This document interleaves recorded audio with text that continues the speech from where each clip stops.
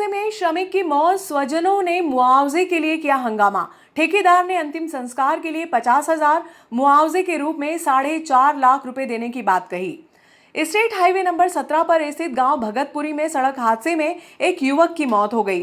परिजनों ने मुआवजे की मांग को लेकर सरकारी अस्पताल में हंगामा कर दिया। नायब तहसीलदार, टीआई और जनप्रतिनिधियों की मौजूदगी में 4.5 लाख रुपए मुआवजा राशि देना तय हुआ। पीएम के बाद परिजनों ने अंतिम संस्कार किया।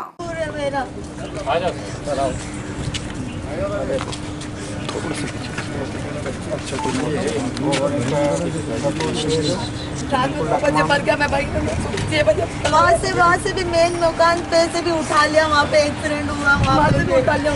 कम से कम घर वाले को तो बुलाते, किसी को तो बुलाते वहाँ पे। किसी को नहीं बुलाया, किसी को भी नहीं बुलाया। 6 बजे फोन लगाया कि घर इंसान आया कि क्या नाम से अंगूठे में लगी है, उज्जैन राइफर करा। इनके अंगूठे में लगी है तो उज्जैन क्यों राइफर करा?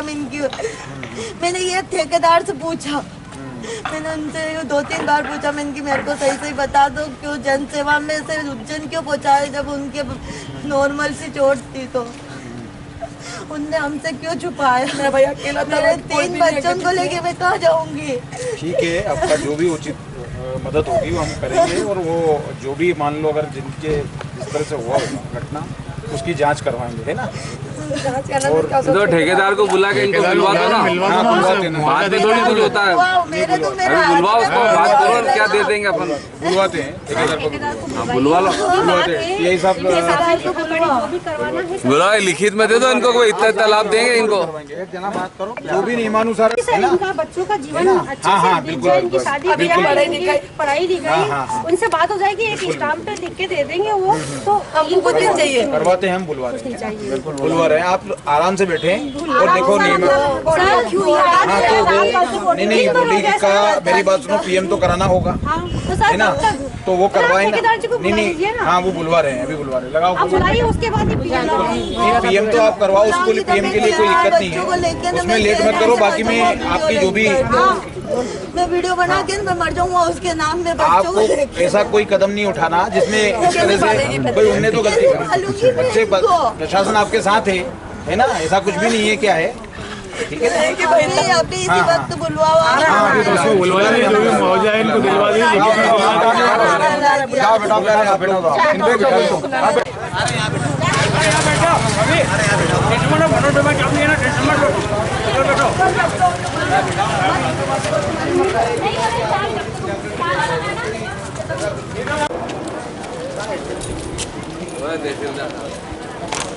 बोला के पाँव में लगी है, उज्जैन राइफर कर आपने क्यों बताया?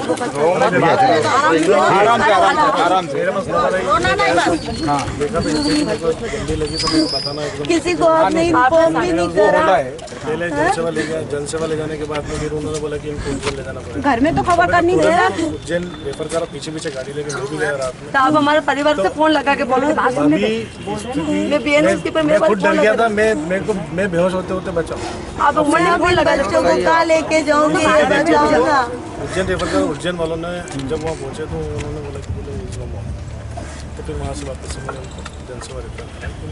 फिर वहाँ पे मतलब जब निकले तो फिर मैंने इनके जो पड़ोस में है हमारे मालाराम जी, उनको बोला कि धीरे से उनको धीरे मतलब एकदम अगर बताओगे तो किसी के घर में लेडीज है तो आपका तो उस चीज़ को सोचते हुए मैंने इनको मतलब डायरेक्ट तो बोल नहीं सकता सर ये चीज़, ठीक है, धीरे से मैंने बताया कि ऐसा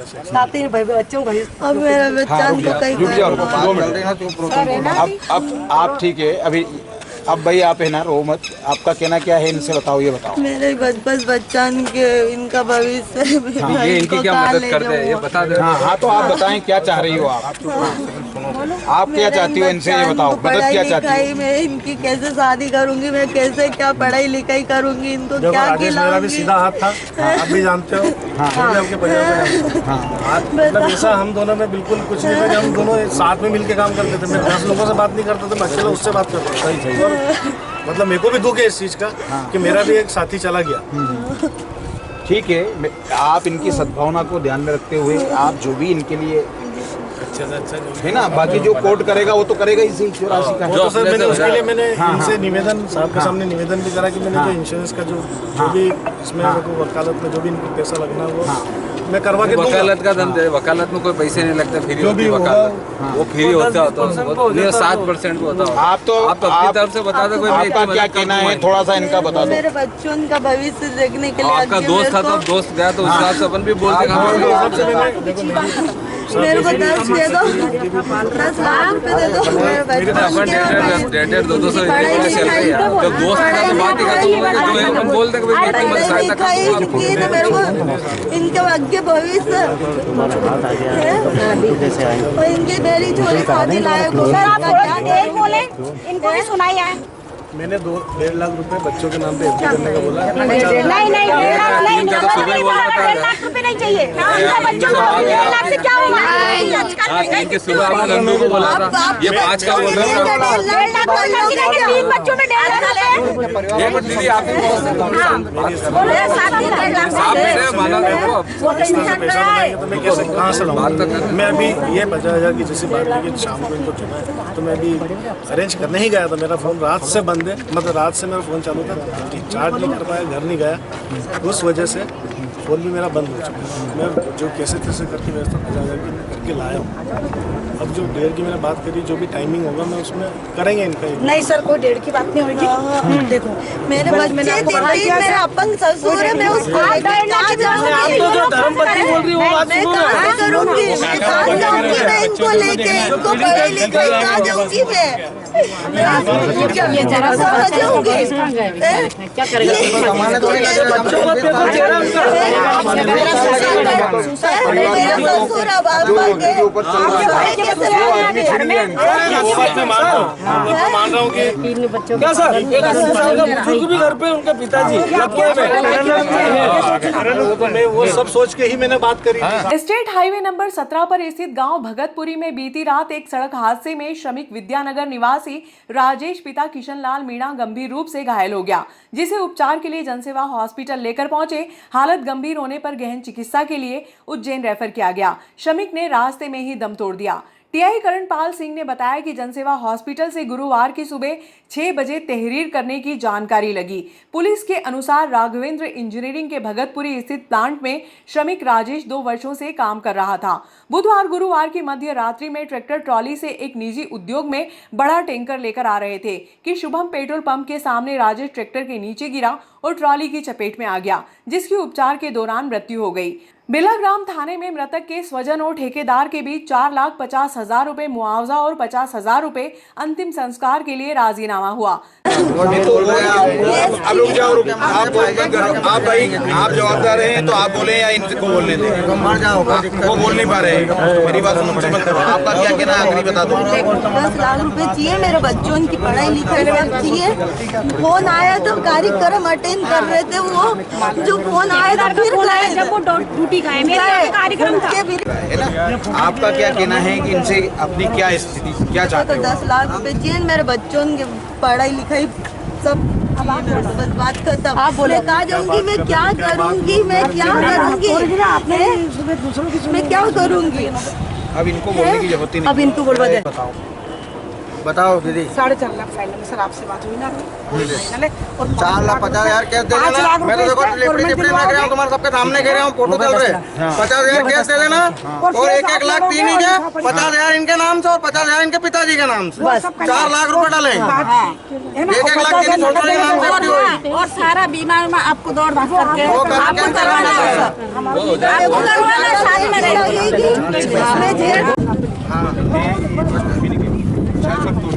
4.5 की बात होगी भाई साहब, सीधा इंसान मेरी बात सुनो। मेरा करना पड़े, मैं मर जाऊंगा भले ही मेरे बच्चों को लेके। ये आपसे समझौता है क्या? ये क्या कह रहे हो? सुन लेना पहले दीदी। ओ दीदी सुन लेना, 1-1 लाख तो 3 ही बच्चे उनके नाम से डालेंगे। 50,000 आपके नाम से, 50,000 आपके ससुर के नाम से, ये 4 लाख रुपए डालेंगे। ये सबके सामने कह रहे हैं, वहाँ से माता पूरी होना नहीं है। हाँ, जिसके लिए वो बोल रहे कि मैं अलग अलग नाम डालेगा। तीन ही बच्चे उनका अलग अलग अलग अलग डाले ठेकेदार साहब की एक छोरी महीने पर नहीं थी। अरे ठीक है यार, इतना कमा के आधी आधी रात सीधा आदमी था, जरा सा बच्चा ये कैसे हो रहा है, आप जाके ना टिकट बुक कर ले। आँख में कीड़े पड़ रहे सुबह से। जाएगी दीदी, चली जाएगी।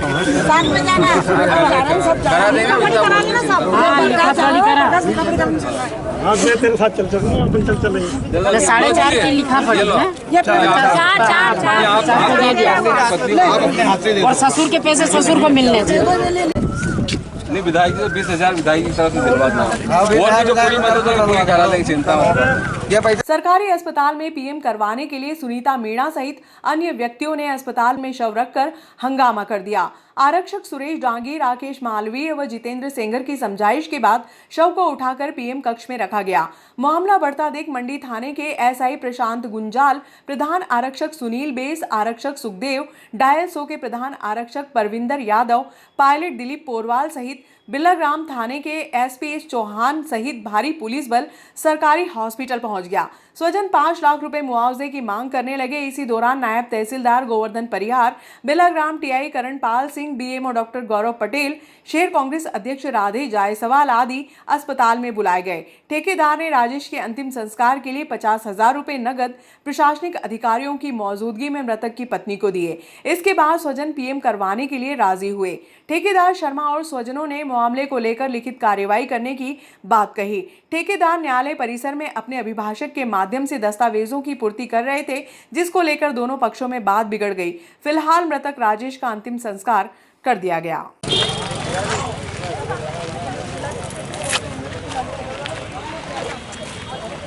मतलब माल उस पर बहुत और वहाँ से वो टनों से जो टैंकर बनते हैं ना, ये बताओ कि ये कहाँ काम करते हैं? ये ठेकेदार का काम तो बताओ ना। राजेश मीणा, राजेश पिता किशन लाल मीणा। आप का नाम होगा नहीं मालूम आपको? राघवेंद्र, बता दो ना इनको। राजेश किशन लाल, राजेश मीणा, पिता किशन लाल मीणा। उम्र कितनी है? उम्र 40-42 साल। कोई करेगा तो दो पकड़ के खींच के लाके खड़ा कर देगी, नीलाती है क्या? कौन सी बात है ये? मतलब पुलिस भी क्यों हुई है फिर तो? ये बिकने का नहीं है, मेरी बात सुनो। पहले कार्रवाई हो रही है। मैंने फोन लगवाया तो डांगी जी सुनो ना, के साहब जैसे अभी एसडीएम साहब से बात हुई, वो भी बोल रहे हैं आने का कि मारे के साहब भी आ जाए एक बार, इनकी पीड़ित पक्ष की आमने सामने बात हो जाए, जो भी हो जाए। उसको नहीं पा रहे सर, सड़क हादसे में एक युवक की मौत हुई, क्या है मामला सर? आज सुबह जनसेवा अस्पताल से मृतक राजेश मीणा की तहरीर आई एक्सीडेंटली, जिस पे से मर्ग कायम किया गया है। घटनास्थल का जाके मुआयना किया तो भगतपुरी के पहले पेट्रोल पंप पर राघवेंद्र इंजीनियर वर्क साहब की ट्रैक्टर ट्राली से एक पानी की टंकी लोहे की लेकर आ रहे थे। उस पर से जो है ट्रैक्टर से वो फिसल गए, जिससे जो है उसके नीचे आ गया ट्राली के, उससे उसकी मृत्यु हुई है राजेश मीणा की। मर्ग कायम का जांच में लिया। कंट्रोल की दुकान पर उपभोक्ताओं ने किया हंगामा। मेहतवास स्थित कंट्रोल की दुकान नियमित रूप से न खुलने के कारण बुधवार को उपभोक्ताओं ने विरोध दर्ज करवाया। वार्ड पार्षद यादव ने कंट्रोल संचालक से मोबाइल पर चर्चा कर उपभोक्ताओं की समस्या का समाधान करने की बात कही। संचालक ने अगले माह से समस्या समाधान का आश्वासन भी दिया। 1 बजे से बैठे बैठे अब आ रहे 5 बजे में आए, 5 मिनट में आए, 10 मिनट में आए, करते करते 3 बजा देते। अब 2 दिन देते हैं, 2 दिन काय के लिए बैठे हुए 1 बजे से यहाँ पे आप? बोलते कि अभी आ रहे हैं राशन लेने के लिए। मिल गया आपको राशन? हाँ, निकाल लेके बैठे, झोले में लेके बैठे तो है, एक एक झोला बोली ने देगा जब तो लांगा भैया। झोले में तो लेके बैठे ये 3 दिन से लेडीज से खड़ी हुई यहाँ पर, इनको कोई राशन नहीं मिल रहा है। अभी 1 बजे से लेडीज से खड़ी हुई,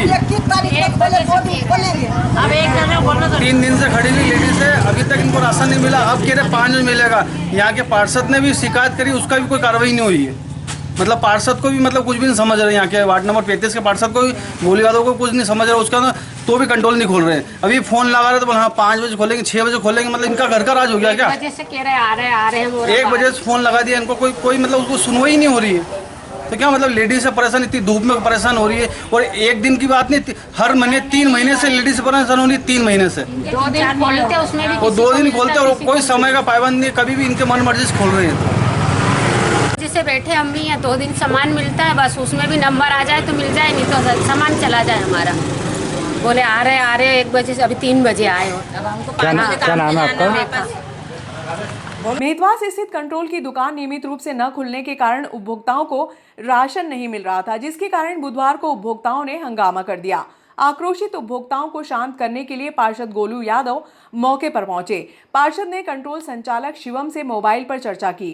पार्षद ने कहा कि मुख्य मार्ग पर कंट्रोल की दुकान संचालित होने से हर समय दुर्घटना की संभावना बनी रहती है। दुकान को रिहायशी क्षेत्र में संचालित किया जाए। दुकान निर्धारित समय पर खुले ताकि उपभोक्ताओं को राशन मिलने में असुविधा न हो। संचालक शिवम ने अगले माह से दुकान रिहायशी क्षेत्र में संचालित करने की बात कही। उन्होंने कहा कि प्रति माह 7 से 15 तारीख तक कंट्रोल की दुकान खुलेगी ताकि उपभोक्ताओं को राशन लेने में असुविधा न हो।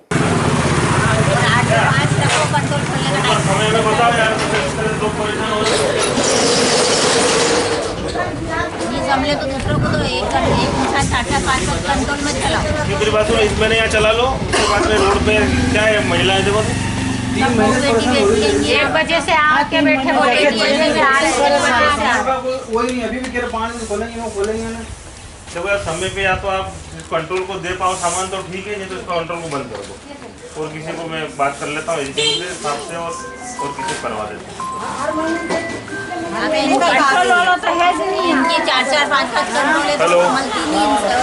भैया क्या है यार, मैंने तुम्हारे 50 बार कह दिया यार, तुमको समझ में नहीं आती। महिलाएं बेचारी परेशान होती हैं समय पे चला, तुम कंट्रोल नहीं खोल रहे हो। तुमने रोड पे मेला लगा के रखा है, मैंने तुम्हारा किया है कंट्रोल, तो गाँव में कर दो, बात खत्म। वहाँ पास के पास से सब ले लेंगे। हाँ तो अगले महीने से उधर ही करो, इधर रोड पे कुछ नहीं, सब यहाँ बैठे रहते हैं। टाइम बता दो, बोलो 10 तारीख का कर, समय बताओ, बता दो इनको, इतनी तारीख खोलूंगा और दिन भर खोलेंगे। 8 से 5 खोलो। हाँ, काम धंधे वाले कोई बात नहीं है, कोई बात नहीं। 2 बजे 7 तारीख से कितनी तारीख तक, मतलब 7 से 15 में खोलोगे ये बोल रहे हो, नहीं तो फिर मैं कलेक्टर साहब को एक आवेदन लिखूंगा। फिर मतलब महिलाएं परेशान हो यार क्षेत्र की, मतलब ये कौन सा तरीका होता है। मैंने कई बार तुमको हाथ जोड़ लिए, पैर पड़ लेके यार अब ठीक है यार, ठीक है, तुम क्षेत्र की अगर बांध तोड़ोगे तो ठीक नहीं है। तो 7 से 15 तो ठीक है, आगे का से आप उधर ही करोगे गाँव में।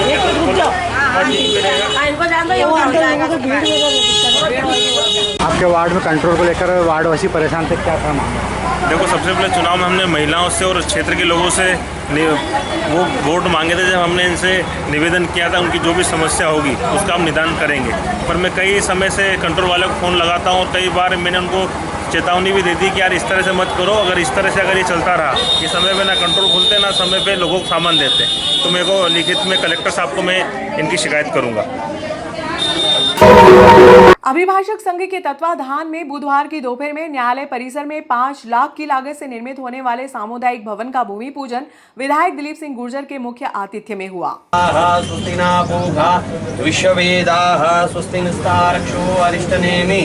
स्वस्ति नो बृहस्पतिर्ददातु। ओम येन बद्धो बली राजा दानवेन्द्रो महाबलस्तेन स्वां प्रतिबन्धामि रक्ष रक्षे माच। नमो नमः ब्रह्मणे नमः ब्रह्मदेवताय नमो नमः आधार शक्तिये नमो नमः गंधाक्षत पुष्पाणि समर्पयामि। पृथ्वी त्वया कृता लोका देवी त्वं विष्णुरावृता त्वं जनानि महादेवी पवित्रं भुजासनं लगा।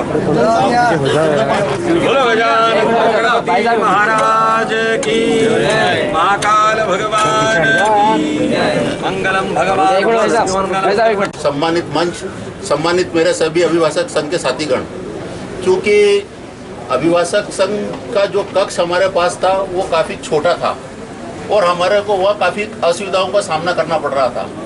विशेष रूप से हमारी महिला अभिभाषकों को वहाँ काफ़ी परेशानी का सामना करना पड़ रहा था।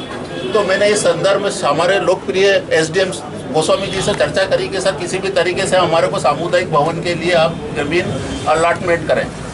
इनकी तारीफ इसलिए करना जरूरी हो गया है कि एक ही दिन में इन्होंने हमारे को उसकी भूमि का आवंटन कर एक ही दिन में दिया है। मुझे कोई आवश्यकता नहीं बताने की, आप सभी परिचित हैं। इनकी कार्यशैली की वजह से आज लगातार 4 वर्ष बार के विधायक हैं। आप सभी का आशीर्वाद और सहयोग बना रहता है। जब भी जहाँ भी जिस जगह भी इनकी जरूरत होती है कभी इनने इनकार नहीं बोला। जहाँ भी इनकी आवश्यकता होती है टेलीफोन लगाते हैं, काम करने के लिए तत्पर रहते हैं। इससे आदरणीय विधायक दिलीप सिंह गुर्जर साहब की जितनी प्रशंसा की जाए उतनी कम है। मुझे इनके बारे में ज़्यादा बताने की आवश्यकता है। केवल एक और बात बताना देना चाहता हूँ कि जहाँ मुझे आप लोगों की आवश्यकता है और विधायक साहब की आवश्यकता है, नागदा को जिला बनाने की परिषद सामुदायिक भवन के भूमि पूजन के अवसर पर उपस्थित हम सबके लाले नेता आदरणीय दिलीप गुर्जर जी साहब, नागदा SDM साहब, जिनकी कार्यशैली भी हमेशा अच्छी रही है। जब भी जो समस्या इनके समक्ष रखते हैं उसका निराकरण करते हैं और उनको विश्वास भी दिलाता हूँ कि जब भी नागदा जिला बनेगा तो अगली पोस्टिंग आपके ज़िले में हम कराएंगे। करता हूँ बार एसोसिएशन के जाबाज अध्यक्ष विजय भैया, नगर पालिका के अध्यक्ष गोविंद भरावर जी, छोटे भाई जनपद अध्यक्ष पृथ्वीराज पवार साहब, मैं सम्मानित मेरा आशीर्वाद दाता हूँ मातृशक्ति, आप सबको प्रणाम करता हूँ। विधायक जी को जाता है। विधायक जी हमेशा आपकी और हमारी समस्याओं के लिए हमेशा लड़ते रहते हैं। क्षेत्र में कोई भी समस्या हो उनके पास अगर गांव से भी कोई जाता है तो उसको कैसा निराकरण किया जाए उसके लिए वो हमेशा तत्पर लगे रहते हैं। आपने भी जैसे आपकी समस्या बताई है और आपकी समस्या का भी निराकरण विधायक जी ने यहाँ किया है और आगे भी करते रहेंगे। मैं आपको बताना चाहता हूँ कि विधायक जी जिस तरीके से नागदा को जिला बनाने में लगे हैं, अगर आपका सहयोग और समर्थन रहा तो निश्चित ही आने वाले समय में नागदा जिला बनेगा। और अगर नागदा जिला बनेगा तो आपके यहाँ डीजे कोर्ट खुलेगी। डीजे कोर्ट खुलेगी तो बहुत सारी सौगातें यहाँ हमको नागदा में मिलेगी। बस इतना ही। जय हिंद जय भारत। हमारे एसोसिएशन के अध्यक्ष विजय वर्मा जी, हमारे जनपद अध्यक्ष भाई पृथ्वीराज जी, नगर जिले अध्यक्ष भरावर जी, राजेश जसवाल जी, हमारे क्षेत्र के लोकप्रिय SDM आदरणीय गोस्वामी जी, सचिव महोदय कार्यक्रम संचालन कर रहे हैं भाई, हमारे राजेंद्र गुर्जर जी, केशव रघुवंशी जी, तिवारी जी, नरेश सोलंकी, मोदी जी, उपस्थित सभी बार एसोसिएशन के सभी पदाधिकारी और सदस्य। निश्चित रूप से भाई विजय वर्मा जी को मैं बहुत बहुत धन्यवाद देता हूँ कि उनके कार्यकाल में उनकी सक्रियता से भूमि का आवंटन में हमें काफ़ी सहयोग मिला और उनकी मैं तो बाईपास पे जहाँ महादेव चौक है उसके लिए लगाता है। उन्होंने बताया कि ज़मीन हम ले सकते हैं तो निश्चित रूप से इन्होंने न्यायालय में हमारे जजों से बात करके ये भूमि आवंटन के लिए करा। तो निश्चित रूप से हम उसमें तो हम भूमि अधिग्रहण की कार्रवाई भी कर रहे थे कि हम जो पास के स्कूल की भूमि है उसको भी हम ले लें, परंतु हमारे जिले के लिए निश्चित रूप से वो ज़मीन आने वाले समय में हमारे कलेक्टर ऑफिस इनके लिए काम आएगी। एक बार पुनः मैं विजय भाई को बहुत बहुत धन्यवाद देता हूँ कि उनकी सक्रियता से बार एसोसिएशन एक नया रूप लेने जा रही है। जहाँ तक नागदा की बात है तो नागदा की जनता ने जितने भी विकास कार्य हैं उसको हमेशा लड़कर लिया है। यहाँ पर न्यायालय नहीं था, हम सबको न्यायालय के लिए खाचो जाना पड़ता था। हमारे रजिस्ट्रार कार्यालय रजिस्ट्रियों के लिए हमको खाचो जाना पड़ता था। नोटरी का पद भी नहीं था यहाँ, उसके लिए भी हमको खाचो जाना पड़ता था। और कई विकास कार्य ऐसे हैं जहाँ उनके लिए हमको खाचोत की ओर देखना पड़ता है। SDM कार्यालय भी खाचोत में था। तो हम सब ने लगातार इसको 1997-98 9 जुलाई को अभी वर्षगांठ आने वाली हमारी तहसील की, उसको हम नोदे की हमारे बार एसोसिएशन उसको मनाए, जिससे कि जब पहली बार जब तहसील बनी थी, रजिस्ट्रार कार्यालय बने थे, न्यायालय खुला। न्यायालय के लिए तो हमारे DA पटनायक जी आए थे, उन्होंने 3 रोज़ का समय दिया था कि आप 3 रोज़ में तैयारी कर लो, हम हमारा आएंगे और लिंक कोड खोल देंगे। हमने 3 रोज़ के अंदर सब व्यवस्था पूरी जमाई थी।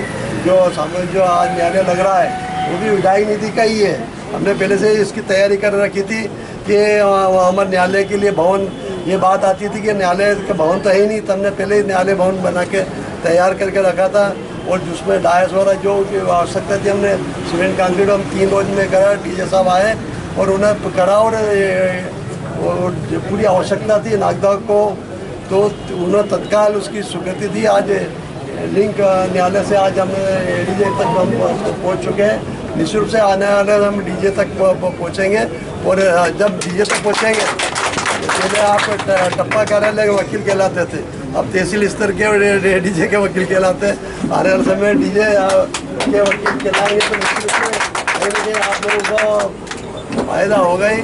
जहाँ तक जिले की बात है, निश्चित रूप से नागदा आज नहीं तो कल जीना बनना लगभग तय है, क्योंकि हमने जो बात कही थी वो उनको करा।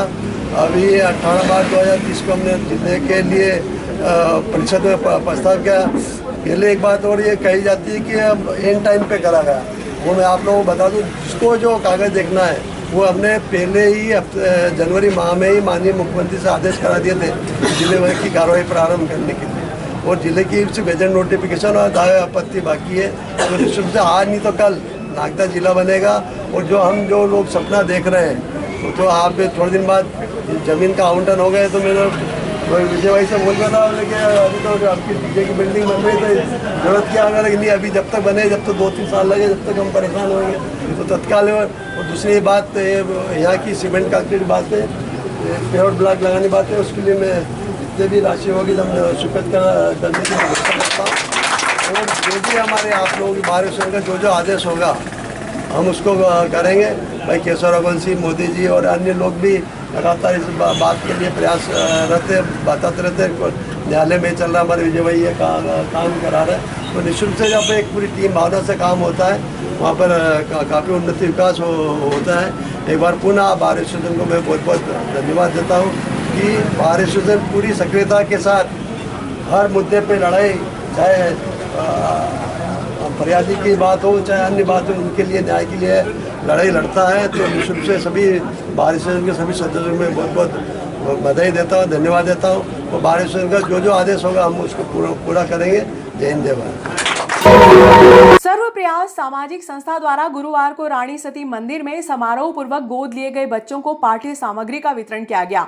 संस्था अध्यक्ष ने बताया कि इस अवसर पर कक्षा 10वीं में 92% अंक अर्जित करने वाली छात्रा और उनकी माता का सम्मान किया गया। यहाँ सर्व प्रयास सामाजिक संस्था की तरफ से जो संस्था द्वारा गोद ली हुई बालिकाएं हैं उन्हें पाठ्य सामग्री वितरण का कार्यक्रम रखा गया है, जिससे बालिकाओं का उज्जवल भविष्य बने। और मुझे बताने में बड़ी ही खुशी हो रही है कि हमारी जो हमने पिछले साल लगातार ये दूसरा वर्ष है जब हम ये कार्यक्रम कर रहे हैं। पिछले साल हमारे साथ 11 बालिकाओं को संस्था द्वारा लिया गया था। इस साल हमारे साथ 25 लगभग बालिकाएं हो गई है। तो सर्व प्रयास सामाजिक संस्था की कोशिश है कि बालिकाओं का भविष्य उज्जवल बने।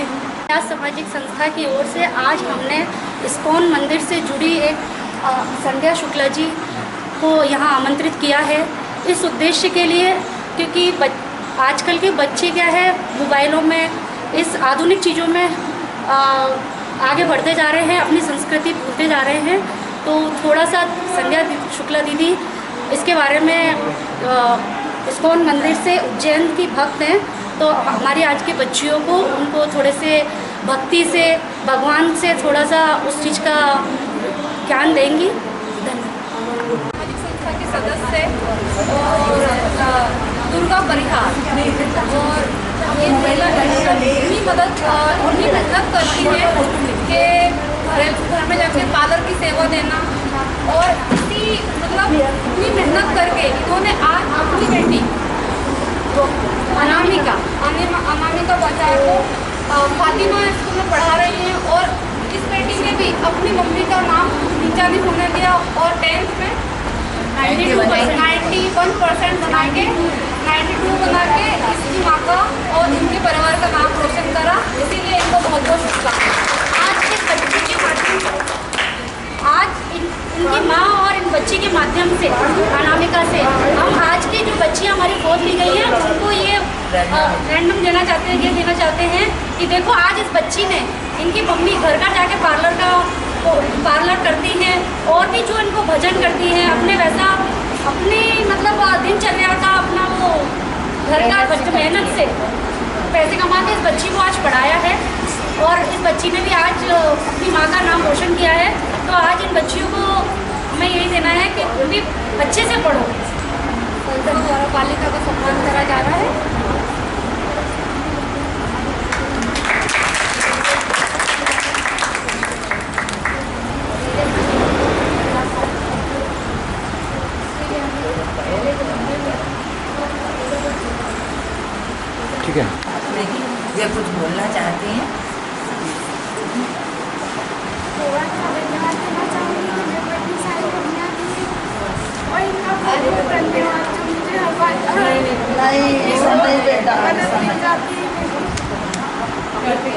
वजह से बहुत भावुक हो गई है, मगर वाकई बहुत टैलेंटेड बालिका है ये भी।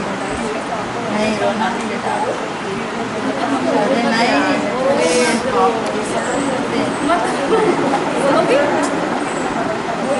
अरे बहुत धन्यवाद कहना चाहते हैं कि हमारे बहुत सहायता करते हैं।